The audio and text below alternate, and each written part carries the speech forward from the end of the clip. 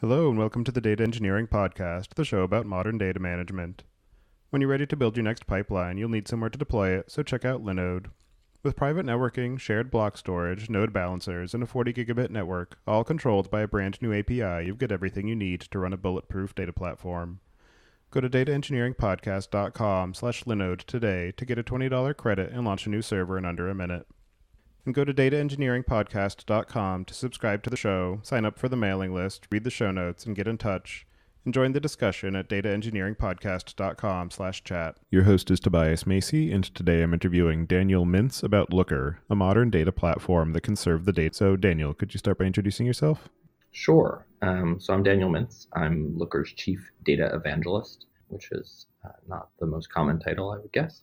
And I have been with Looker for about a little more than 2.5 years. And before that, I was actually a Looker customer for 3.5 years when I ran data and analytics at the media startup Upworthy. And do you remember how you first got involved in the area of data management? Yeah, I mean, I guess I worked in politics for a long time. I worked for the political organization MoveOn.org, and MoveOn.org is a membership organization of about 8 million people, but fundamentally, it's like just a giant database. It's a giant database of email addresses, and so in order to do anything, to communicate with those people, to find out what those people are excited about, what they care about. You have to sort of ask the data. And so Move On from the very beginning, when it started in 1998, was a very sort of technologically sophisticated political organization, in the sense that if you can remember back to the 90s, when most political petitions were the like add your name to the bottom and forward to your friends variety, where there was no centralized repository of all the signers. Move On said, well, maybe we could, have a petition and have people come to a website and sign it. And so they did that. And then all of a sudden they had like 100,000 people. And then they had more than 100,000 people. And they were like, well, shoot, now we should probably figure out something we can do with all of these people. They're looking to us to figure out what to do next. And so that's kind of where Move On came out of. And I sort of fell into Move On's world as a volunteer initially, and then as a staff member. And so a big part of that job was just being comfortable with working in very large quantities of data in a MySQL database. And so that's kind of how I got started. And so now you're working with Looker. So can you give a bit of an overview about what Looker is and the problems that it's aiming to solve? Sure. So Looker is a data analytics platform. It is a data analytics tool that sits on top of your database. It does not try to sort of extract all of your data from your database or your data warehouse into its own proprietary store. Instead, it leaves it where it lives, and it uses SQL to write queries and ask questions of the data. And so the fundamental thing that Looker does that's really important and really powerful is it allows anybody inside the organization to ask questions of the data without having to know SQL. It does that because it can get the knowledge about what the data means and how it's structured and how it joins out of the analyst's heads, where it usually lives, and into an intermediary layer, which we call LookML. And LookML sort of is an abstraction layer on top of SQL, so that it allows Looker to write the SQL for the user. And one of the categories that Looker is often grouped into is business intelligence. So can you give your personal definition of how you think of business intelligence? I mean, I don't know. It's just a thing that people say. I mean, I think business intelligence is like the historical long-term business term for data analytics. I always called it data analytics when I was in the sort of nonprofit political space. And then I came to the more business for-profit space, and they were like, oh, you mean business intelligence? And I was like, sure, yeah, whatever you want to call it. I mean, fundamentally, it's one way of looking at data, primarily sort of historical data. So it's more looking backwards rather than sort of present day operational data, and certainly somewhat different than future data, which is more sort of predictive modeling and data science. But obviously, if your data about what happened is wrong, then your data about what's going to happen, or your predictions about what's going to happen, are very unlikely to be correct. And business intelligence as a particular suite of technologies has been around for a number of years, and there have been a lot of iterations on the best way to approach that. So I'm wondering how the approach that Looker is taking is unique from other tools that are currently in the market or other more traditional approaches to the ways that business intelligence has been addressed in years past. Sure. So maybe I'll take your listeners on a little tour, a historical tour of business intelligence all the way back to the sort of early 80s when it got its start. So if you go all the way back there, I don't know how many of your listeners were doing BI and data warehousing back then. That was really actually before data warehousing was even a term. There weren't really columnar stores. But if you go all the way back then, you bought a database and a business intelligence tool all from the same vendor because that was the only way to do it. And it was a giant machine that got trucked into your data center, and it could give you some dashboards, like a few, and that was kind of all it did. But that was a lot better than anything else because your choices were zero dashboards or a few dashboards. And so zero dashboards was worse, a few was better. So people took it, right? So you had these extremely expensive data appliances, they were called, that were powering these BI tools. And, it was great because all of a sudden you could get answers where you couldn't have before, but you were operating on pretty small volumes of data. Your whole workflow was about curating and cleaning and structuring and turning into a star schema the data before it got into the warehouse or into the database, because if you didn't, it would break the database. So your whole workflow was about protecting that database and making everything just perfect for it so that it could do its thing. And if you put too much data in it, you would have to spend another $1 million or $2 million on another data appliance, and you didn't want to do that. So you were very protective of it and tried to ask as little of it as possible.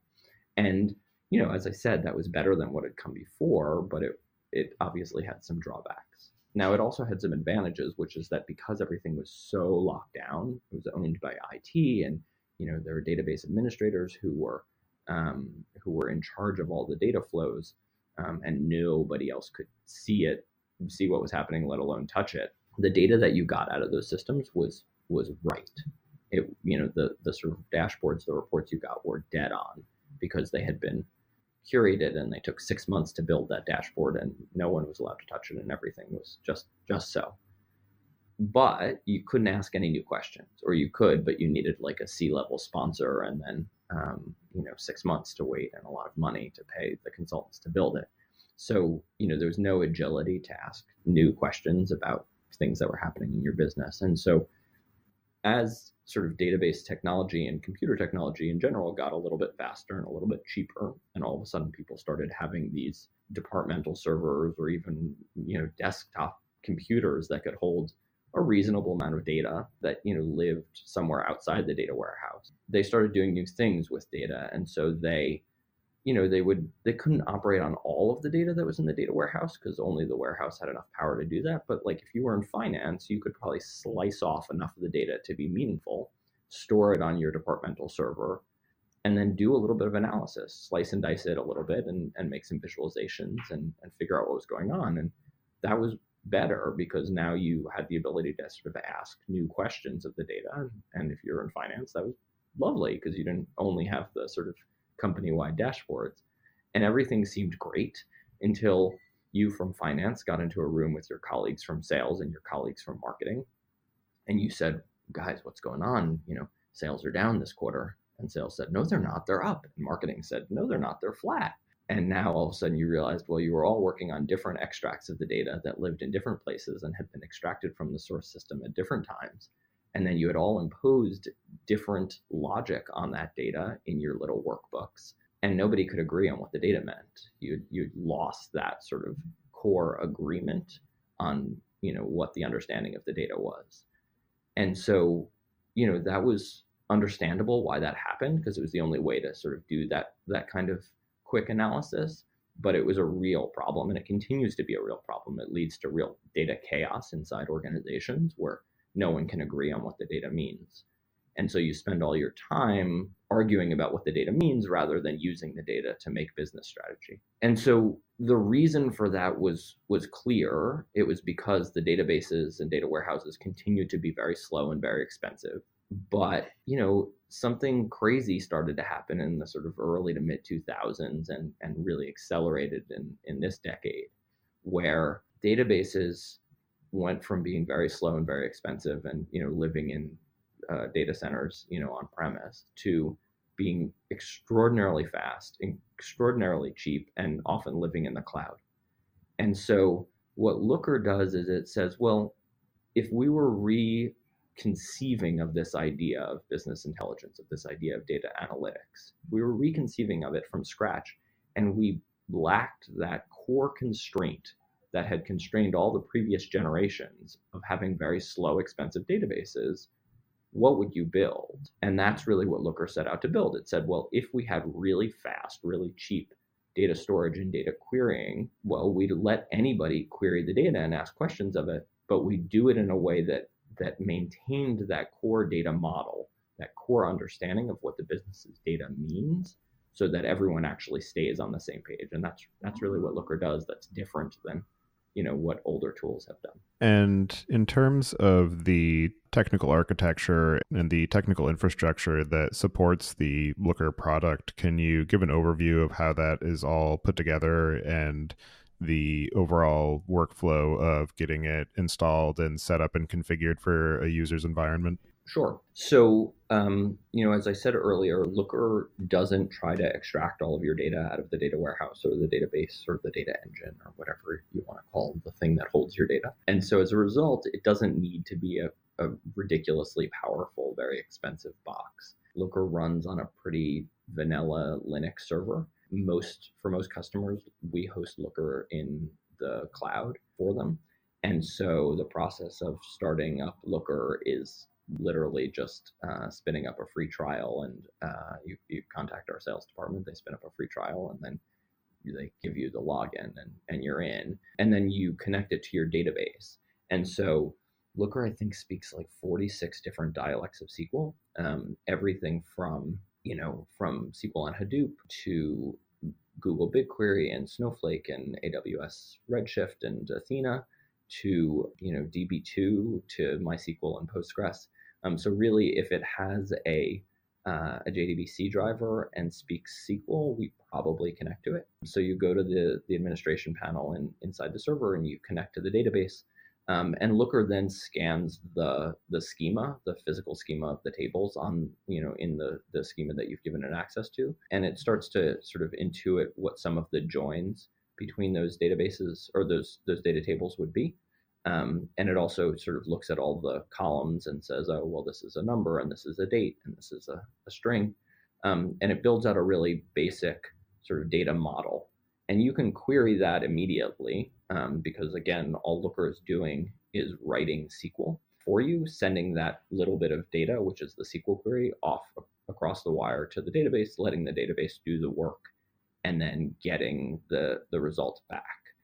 And displaying it and letting you visualize it or put it on a dashboard. But that base data model, which is written in LookML, which is sort of Looker's markup language that sits on top of SQL, is really a basic model. And the real power comes when you start elaborating on that model as an analyst or a data engineer, and you say, well, the precise definition for our business of lifetime customer value is, A plus B divided by C, unless it's somebody who joined before this other date. And so then in that case, it's A plus B, times C.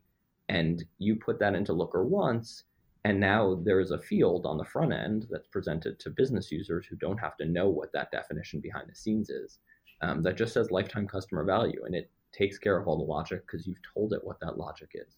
And so, the sort of technical data people love Looker because they spend a lot less time writing and rewriting, slight variations of the same SQL query over and over, and instead are able to do that once and say, hey, when you join users to orders, use user ID. That's the join logic. And, the relationship is one user to many orders. And it's that simple.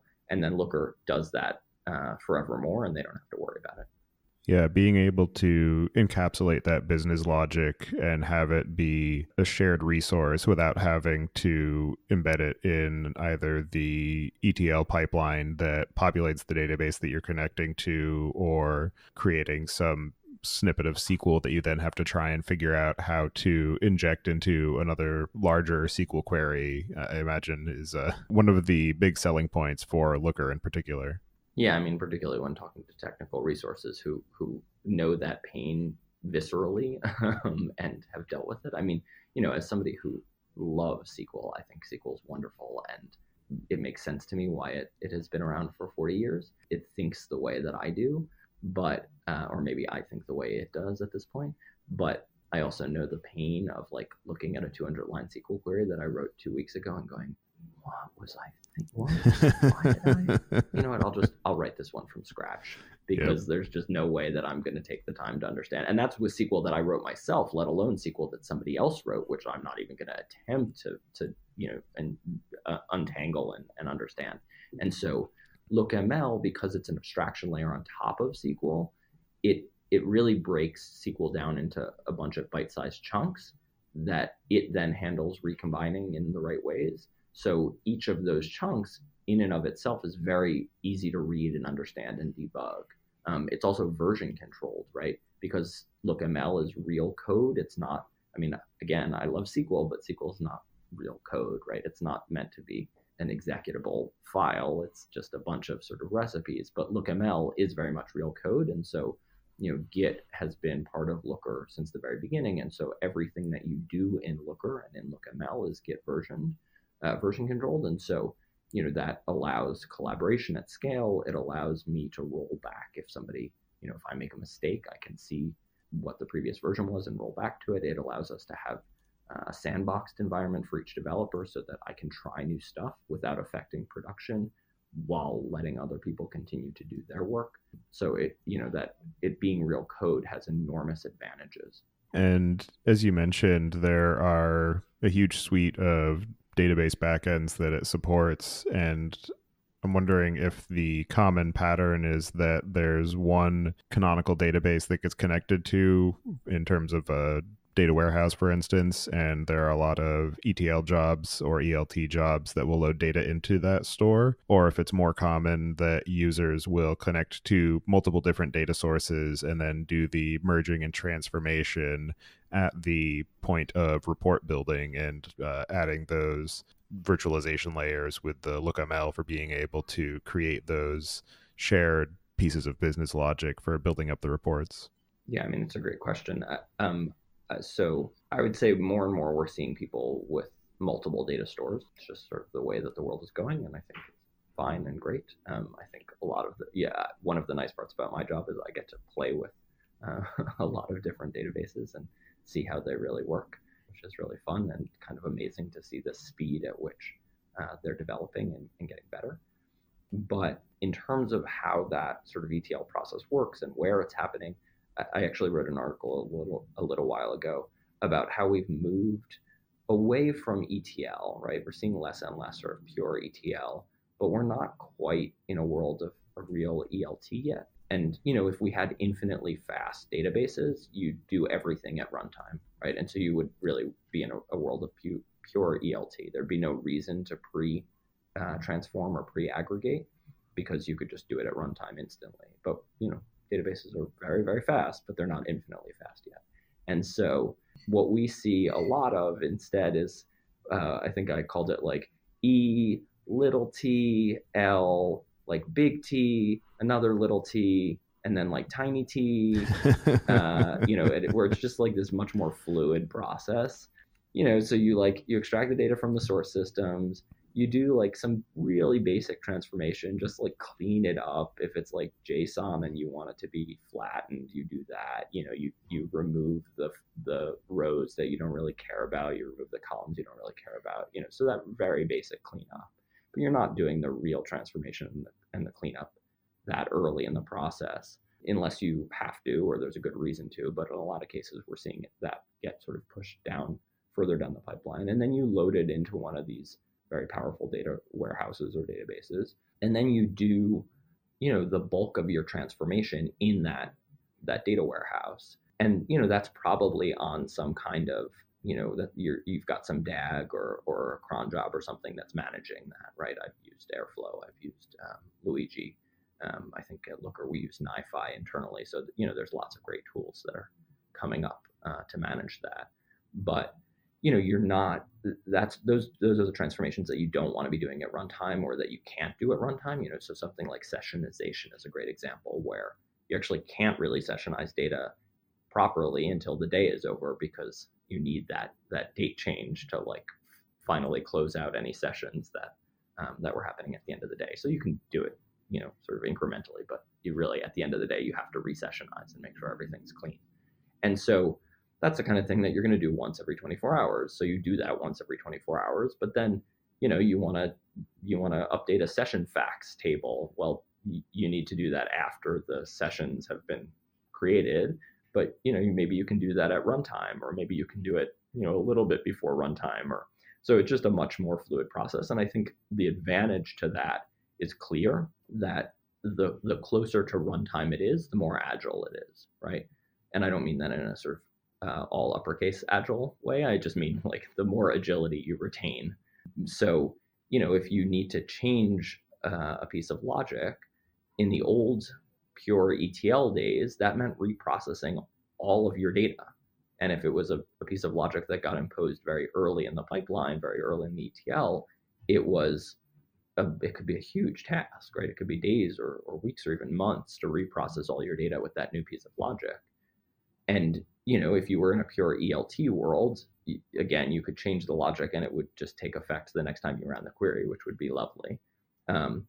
But by moving as much of the transformation forward in the pipeline as you can, it cuts down on the amount of reprocessing. And so, in a Looker world, I think people are doing a lot of that transformation right at runtime as much as they can. And that's the LookML that's doing that transformation, right? If you can define your business metrics in LookML, then you can do some pretty heavyweight transformation with LookML, heavier weight than you would want to do in SQL, just because it's an abstraction. So you can get away with much more complex things that you'd never want to write out by hand in SQL. But you still have an ETL, and you're still doing some of those things earlier in the pipeline using one of those ETL tools, and that's fine. And I think that much more sort of organic, fluid pipeline is the one that we're seeing the most. And as you mentioned, some of the data sources that you are able to connect to with Looker are things such as Hive or Athena, where you can query across records in a data lake infrastructure before it has been processed, where you're more likely to have these raw records that have just gone through the E and the L stages without necessarily any transformation. And when I was having a conversation a few weeks ago about the overall data curation process for larger enterprises, where you might want to land something in the data lake, do some initial discovery and report building to see what's actually useful before you determine what transformations to make, what aggregations to make, and then you will sort of cycle that through eventually until it lands into the data warehouse where it's highly structured. And I'm wondering what support Looker might have in terms of being able to take advantage of the LookML abstraction to have a business metric defined based on some of the early exploration in the data lake. And then as those pieces of data are cycled through into the data warehouse, being able to essentially keep that same, maybe function definition isn't the right term, but the sort of concept of having this one entry point for this business metric, but being able to redefine how it processes the information as it goes from the data lake through to the data warehouse, so that the analyst interface is the same, but the actual underlying data has changed.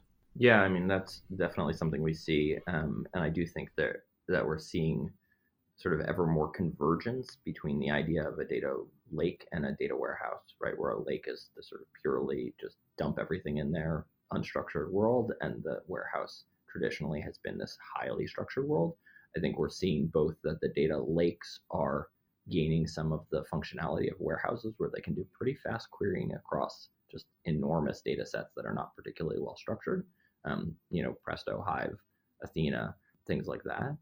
And then we're also seeing that data warehouses are able to cope with much less structured data, right? And so things like BigQuery, where actually the charge for storing stuff in BigQuery is the same as the charge for storing stuff in Google Cloud Storage. Snowflake, where their storage medium is S3, so you're not paying any extra to store it in Snowflake. So I do think we're seeing a convergence there, and yeah, I mean, I think the advantage of LookML being an abstraction on top of SQL is that it is dialect agnostic. And so you can write a piece of business logic, you can write a dimension or a measure in LookML, and you can leverage all of the power of your particular SQL dialect. So you can write sort of any SQL that your SQL engine speaks into the definition of that measure. But you can also LookML is highly reusable. It's meant to be very dry, very don't repeat yourself friendly. So once you define a measure once or a dimension once, you don't, referencing the physical location in the table, you don't then re-reference that table. You just re-reference that measure. So if I want to do days to process an order, right? I'm probably going to reference the order date and the ship date in the table, which are physical fields in the table. And I'm going to put some logic that, if the ship date is null, then it's still processing kind of stuff. But then so my days to process is a calculation based on those two physical fields, but they're not going to reference the table directly. They're going to reference those fields that are referencing the table directly. And then if I want to get average days to process, that's going to reference the days to process, which references the fields that are referencing the table, right? And so that reusability and that ability to use references means that you really are abstracted away from the underlying structure of the data in the table. And so we often see companies not just sort of move data from one place to another, where they're saying, oh, well, we have our lake over here, and so we can start by modeling the data there and then carry that model over as the data moves its way into the more structured warehouse. But also, we often see companies swap out their whole data infrastructure from underneath Looker. And I don't want to pretend that it's like you snap your fingers and it just happens and it's magic. But it takes hours or a couple of days rather than months, because you can just point Looker at the new location for the data and say, hey, rather than writing MySQL, now you need to write Redshift queries. And Looker says, okay, I can use the same LookML. I know how to do that. I know how to speak both dialects. So it kind of translates natively. And so that smooths that path for moving the physical location without having to rewrite the whole model. And I think that's one of the core sort of advantages of Looker, is this idea of separating, the physical location of the data from the meaning of the data. Because, more often than not, in sort of the history of BI and data, those two things are very much intertwined. And so that means anytime that the meaning of the data changes, the location of the data and the structure of the data has to change as well, and vice versa. But if you separate those two things, as Looker encourages you to do, gives you a lot more flexibility to change one without having to make big changes to the other. And since the actual data storage is owned and controlled by the customer, and Looker is connecting to that for being able to build and serve these reports, there's the question of security and access control and governance. So I'm wondering what capacities Looker has available for ensuring the appropriate levels of security and control for users to be able to feel comfortable exposing their data sources to the Looker product. Yeah, absolutely. So we take security really, really seriously. Our customers wouldn't have it any other way, and we wouldn't have it any other way. And so we give you a lot of tools for setting up an environment that meets your security needs. So, on the Looker side, you have a lot of control over who can see what, who can access what. That can be everything from just making certain fields or certain columns or certain tables totally unavailable to certain people, to, if you're using Looker in an embedded analytic context, where rather than sort of using it to query internal data, you're turning Looker around and showing it to your customers so that they can see their data that you have of theirs, right? So if you're a supplier and you want your retailers to be able to see how things are going with your data, you can do that, and you can use Looker to sort of partition that data so that only the right retailer can see the right data, and not no one can see each other's data. So you can do it on the Looker end, very easily. And we also have lots of SSO options, from Google OAuth to LDAP to SAML, so that you don't have to redefine all of that enterprise permissioning in Looker, but rather can just leverage existing ones. But then also you maintain the ability to do that on the database side as well, and to carry those permissions through to Looker. So we recommend in general, when you connect Looker to your data store, that you give Looker read-only access, except to a scratch schema where Looker sort of stores intermediate rollups and pre-built cache stuff. So Looker can't ever write to your main database. And you can even parameterize the connections that Looker uses, so that if you, Tobias, have sort of full access to the database, when you connect to Looker, Looker can then connect to the database as you, so that you have the full connection and the full access. But if I have restricted access, when I connect to Looker, Looker then connects to the database as me, who has restricted access at the database level. So you can carry those permissions right through the database to Looker. And for customers who are using Looker, who either might be just getting started or who have been using it for a while, what does the typical workflow look like? And what are some of the most widely used features, or some that are less well known or less actively used? Sure. So, oh boy, okay, that's a big question. So on workflow, I think we see that Looker allows the folks who do speak SQL, whether their job is sort of being an enterprise-wide data modeler or data engineer, or it's to be an analyst for a particular department. It allows them to just be much more efficient, right? Looker is all about leveraging their skills so that they're not needed every time somebody who doesn't have those skills wants to access data.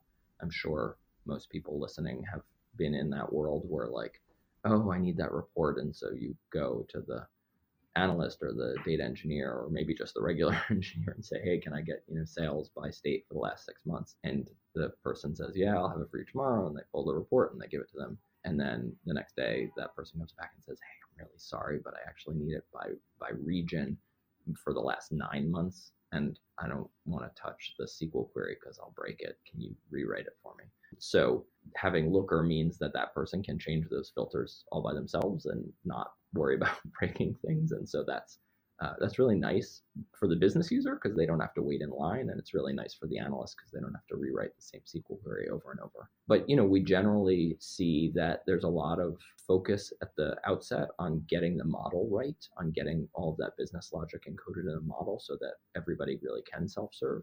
That sometimes leads to really interesting discussions, sometimes difficult discussions, where for the first time people are forced to confront the fact that different departments or different people are defining key business metrics differently. And as long as they live in their little Excel workbook, they don't realize that. And then the data team comes by and says, hey, we're ready to get you onto Looker. Let's get your key metrics. And they go, hey, just so you know, you guys are defining customer differently than sales. Should we all get on the same page about that?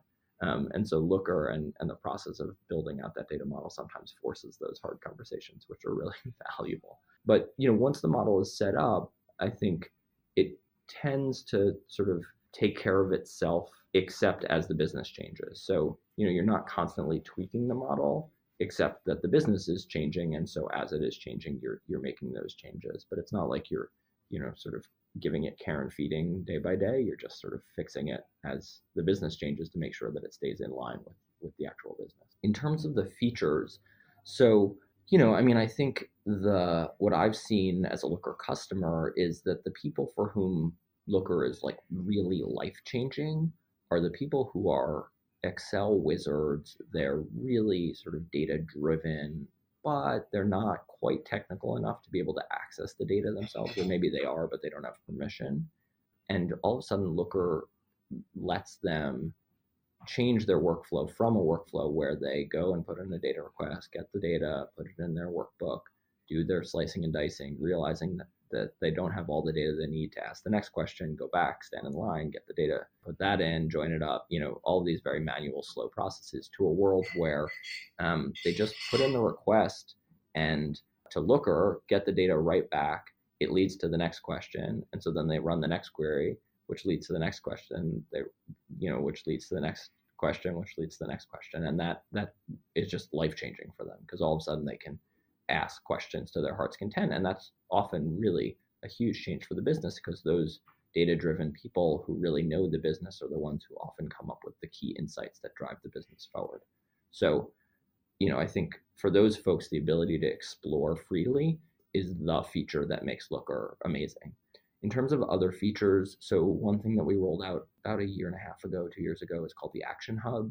And what that allows us to do is to connect Looker to other services so that Looker can write or send data to outside services, so that it cuts down on the amount of time that you spend flipping from tab to tab using your different tools, so that you can send data from Looker to Salesforce or to Marketo or to Twilio to trigger text messages, or whatever service that you need to send it to.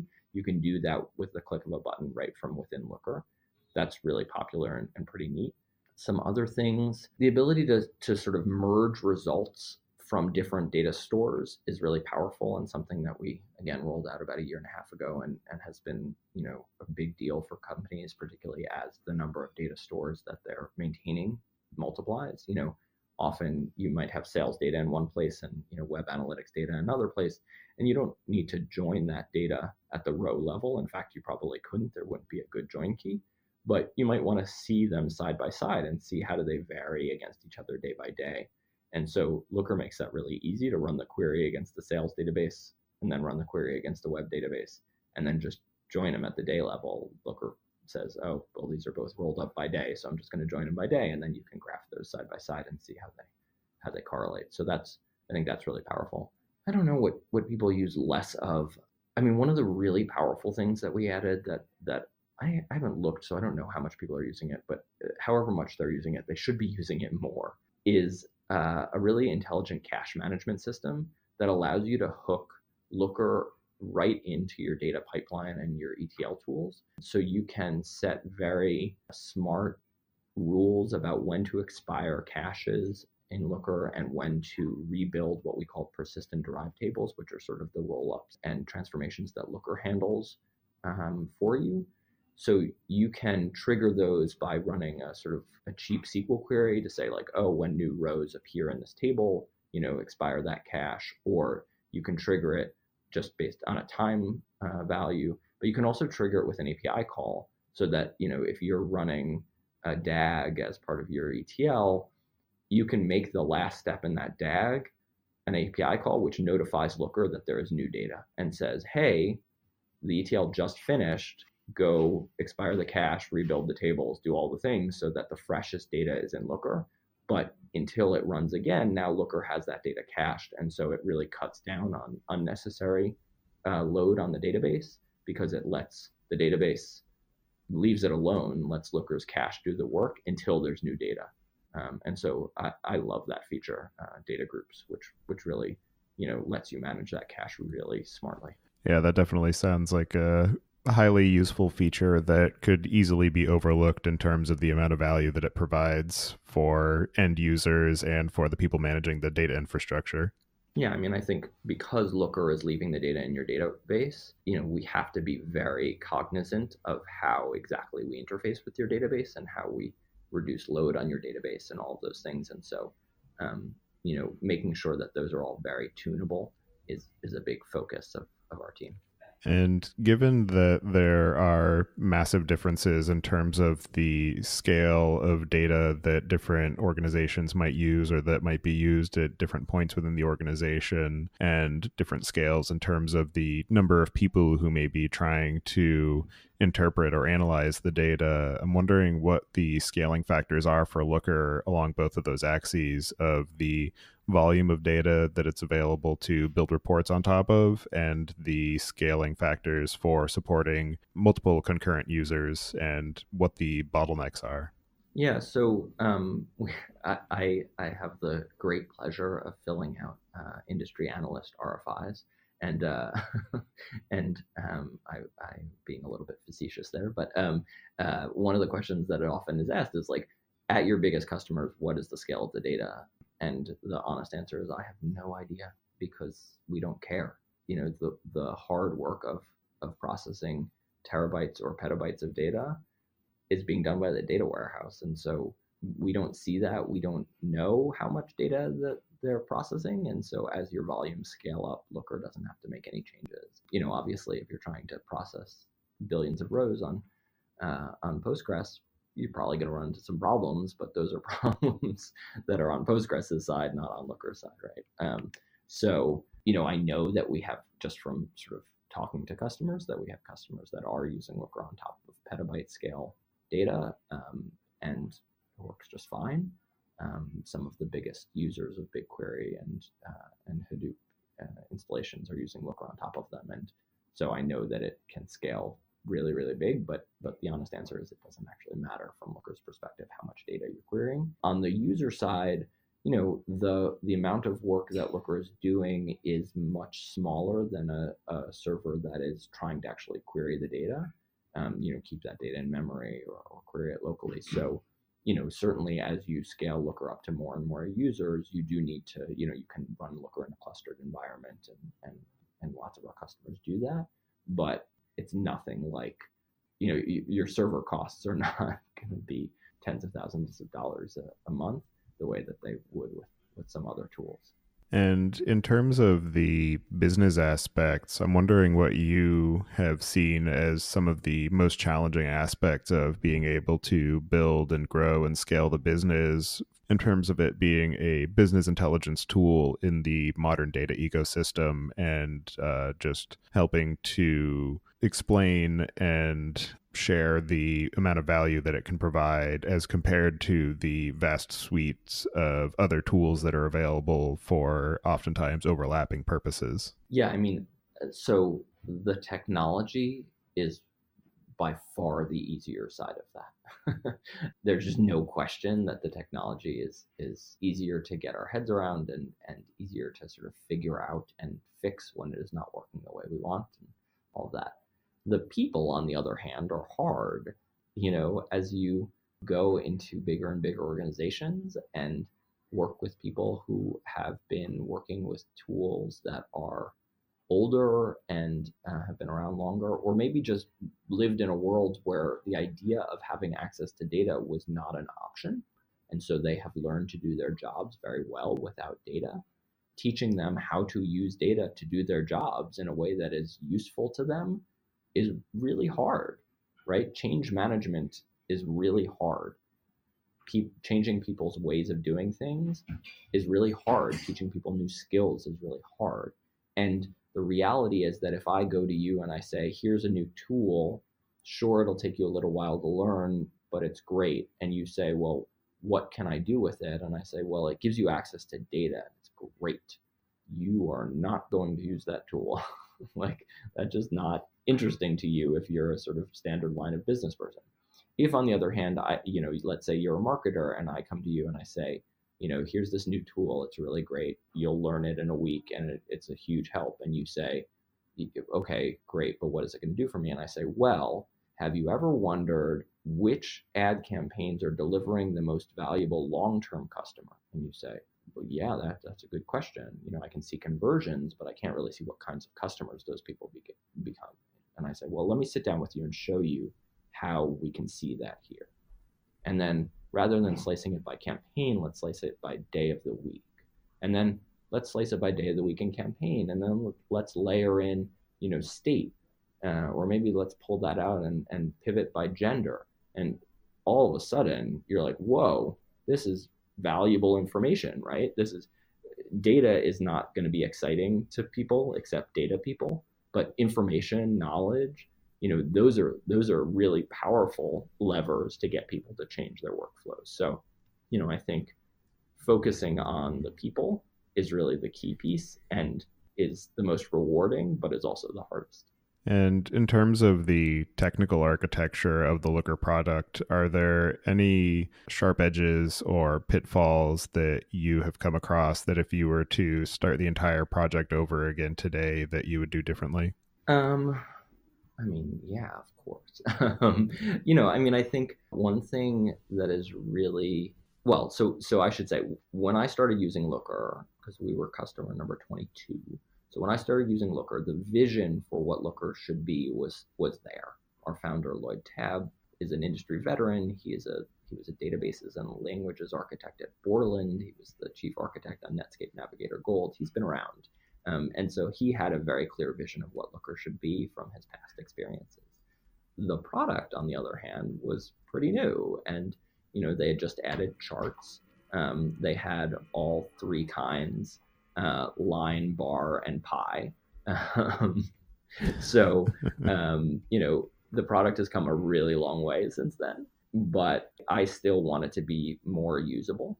Looker is an incredibly powerful tool, and it's an incredibly general tool. It's a tool that can be made to do a lot of different things. And so that's wonderful, but also there are downsides in terms of usability, because when you can do anything, those things may be harder than a tool that can only do one thing, where you can really build an interface and an experience that is custom designed for that. And we're starting to address that with some new things sort of built on top of the platform that really are meant for single types of users doing single types of use cases. We're calling them applications, but I do think that Looker, I sometimes say Looker was designed by engineers, and that is wonderful because it gives you a lot of power.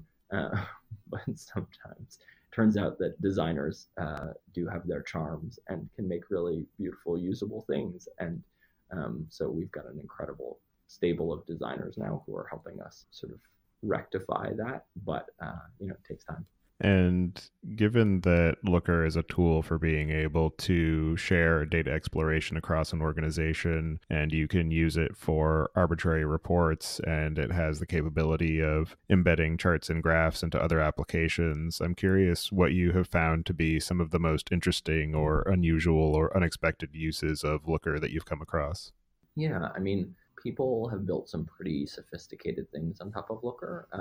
I talked to one company who had built an entirely automated workflow on top of their application, because their application is it's a chatbot, and it's different for every company that they're working with, every customer of theirs. And so each of those has a slightly different sort of structure, and they've built an automated workflow that reads their code and turns it into a LookML model, so that they're not having to do updates in 2 places or 3 places, but rather they just update their code for each customer, and then it automatically rebuilds the LookML model. And I think that's one of the really powerful things about LookML being code, is that you can do things like that. I've actually worked on a number of projects where I write Python, which writes LookML, which is really fun and neat to regenerate a 50,000 line LookML file with the click of a button, and then you wait 10 seconds and there's my new model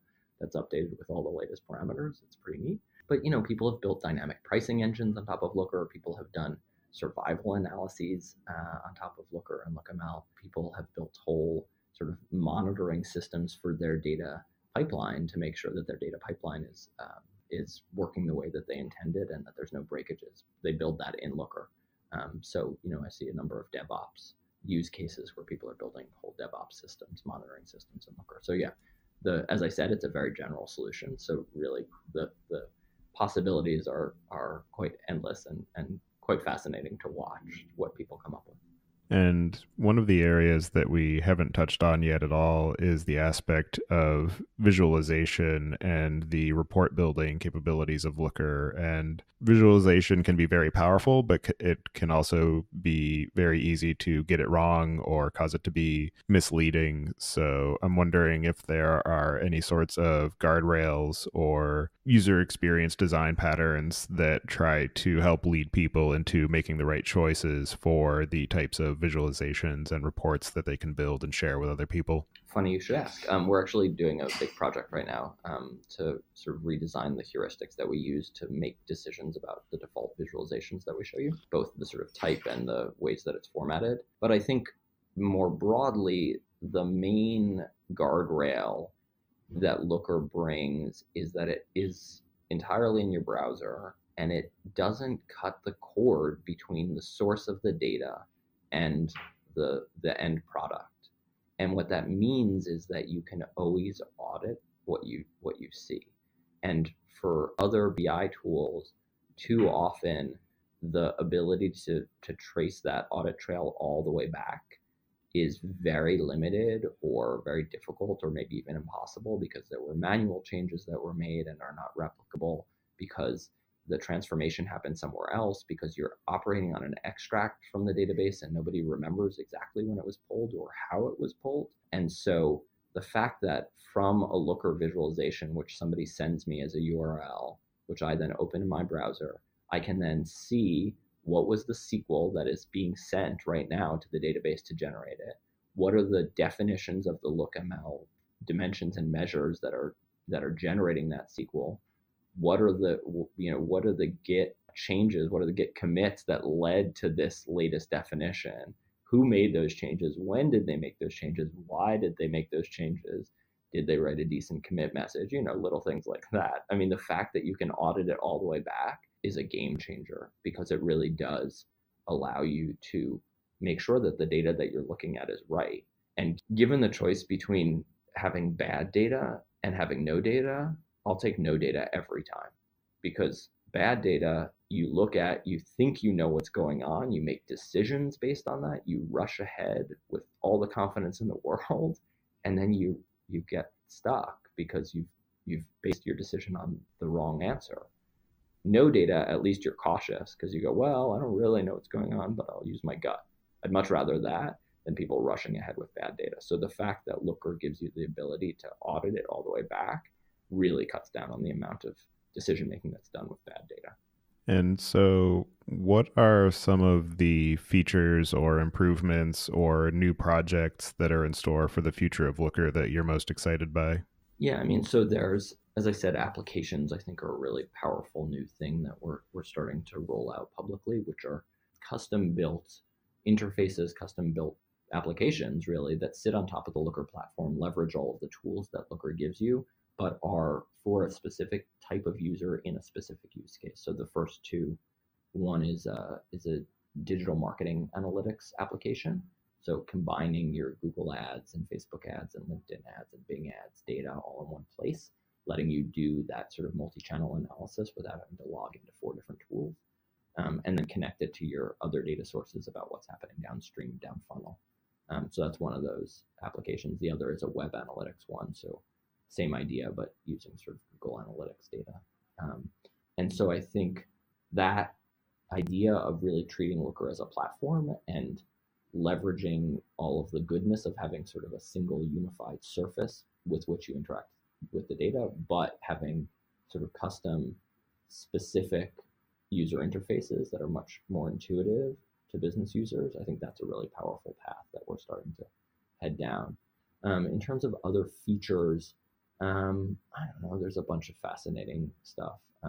There's a lot of changes and plans on the sort of exploration side on improving visualizations, improving the use of color in the application, improving the way that tables and the data is presented, improving the way that filters work. So there's just a lot of stuff there that's really on the way that it's at that sort of UX level of like, how do people interact with the product? I think that's where things get really interesting.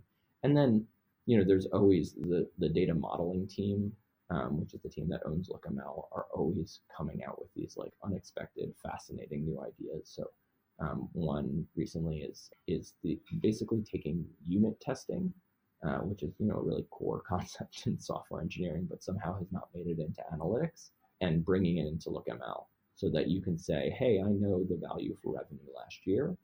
I want to build a unit test that every time I make a change to the code checks to make sure that value is the same, and if it changes, alert me because I've broken So allowing that kind of unit testing, or saying, oh, this is a date and it has to be a date this year. And if I don't get a date, or if I don't get a date that's in this year, alert me because something's broken. So those kinds of things, bringing really good software engineering practices to the practice of writing sort of analytic code, is always fascinating and exciting to me.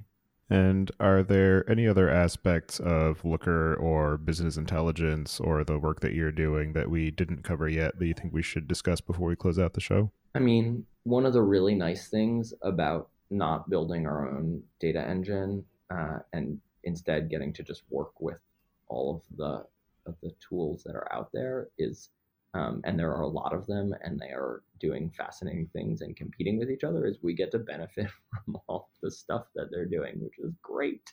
It's a great position to be in. So, there's just constantly new innovation happening there, and getting to see what those folks are coming up with. And we have really, tight partnerships with all of those vendors. And so seeing, a couple of examples like BQML, which is BigQuery Machine Learning, which they just rolled out, where you can actually run machine learning routines triggered by SQL right in BigQuery without having to move the data and without having to spin up something that can, run a regression on a billion rows.